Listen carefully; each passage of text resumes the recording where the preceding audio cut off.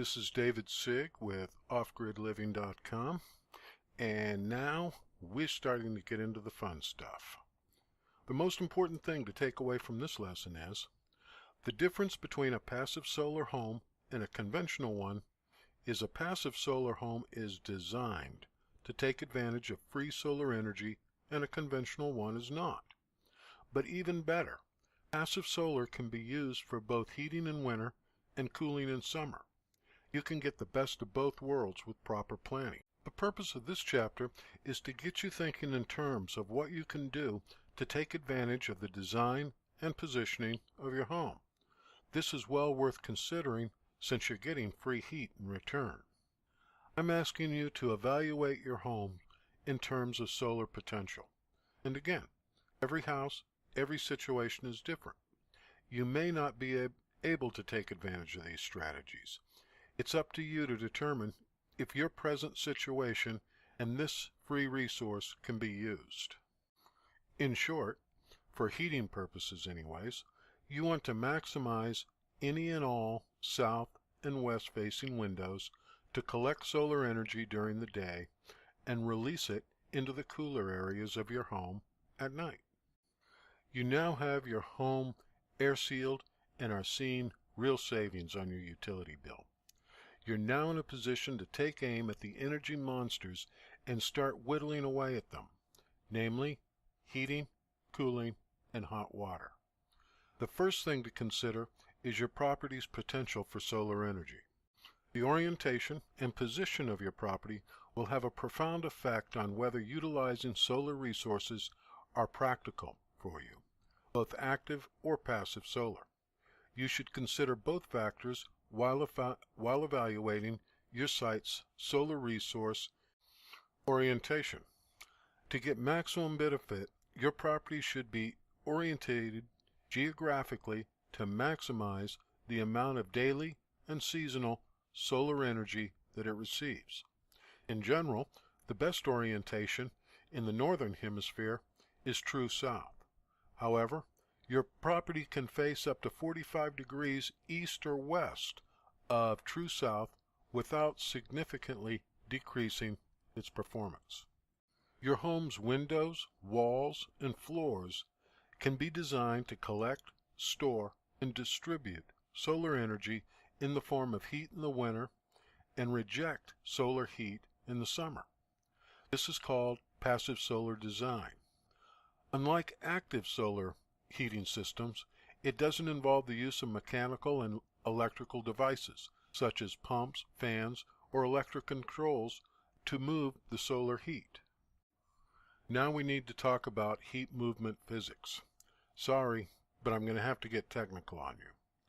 As a fundamental law, heat moves from warmer to cooler until there is no longer a temperature difference between the two.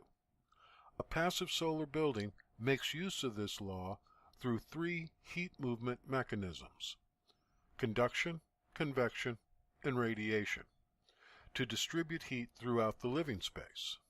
Conduction is the way heat moves through materials, traveling from molecule to molecule. For example, a spoon placed in a hot cup of coffee conducts heat through the handle and into the hand that grabs it. That's conduction. Convection, on the other hand, is the way heat circulates through liquids and gases. Lighter, warmer fluids rise, and cooler, denser fluids sink. For instance, warm air rises because it is lighter than cold air, which sinks. This is why warmer air will accumulate on the second floor of a house while the basement stays cool.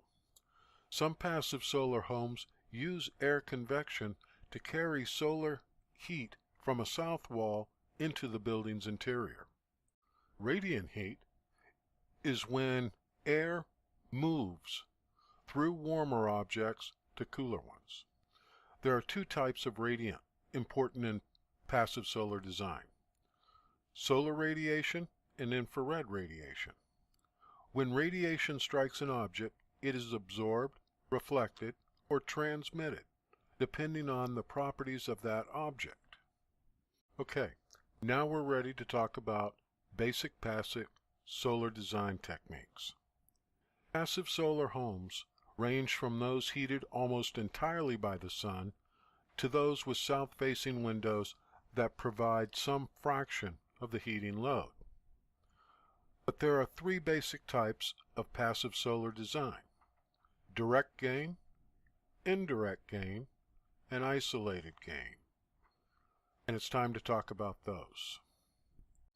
Direct gain is the simplest passive design technique. Sunlight enters the house through a window or a collector, usually a south-facing window, with glazing materials made of transparent or translucent glass. The sunlight then strikes masonry floors and/or walls, which absorb and store the solar heat. The surfaces on those masonry floors and walls are typically a dark color because dark colors usually absorb more heat than light colors. At night, as the room cools, the heat stored in the thermal mass convects and radiates into the room. Indirect gain, or using a Trombe wall. An indirect passive solar home has the thermal storage between the south-facing windows and the living spaces. Using a Trombe wall is the most common indirect gain approach. The wall consists of an 8 to 16 inch thick masonry wall on the south side of the house. A single or double layer of glass is mounted about 1 inch or less in front of the wall's surface. Solar heat is absorbed by the wall's dark-colored outside surface and stored in the wall's mass, where it radiates into the living space. Trombe walls are a very useful passive solar energy heating system. They require little or no effort to operate and are ideal for spaces where silence and privacy are desirable. Sun spaces are equally simple and silent and can also allow views. Rooms heated by a Trombe wall or sun space often are more comfortable than those heated by forced air systems, even at lower air temperatures, because the radiantly warm surface of the wall. A successful Trombe wall or attached sun space optimizes heat gain and minimizes heat loss during cold times and avoids excess heat gain during the hot times.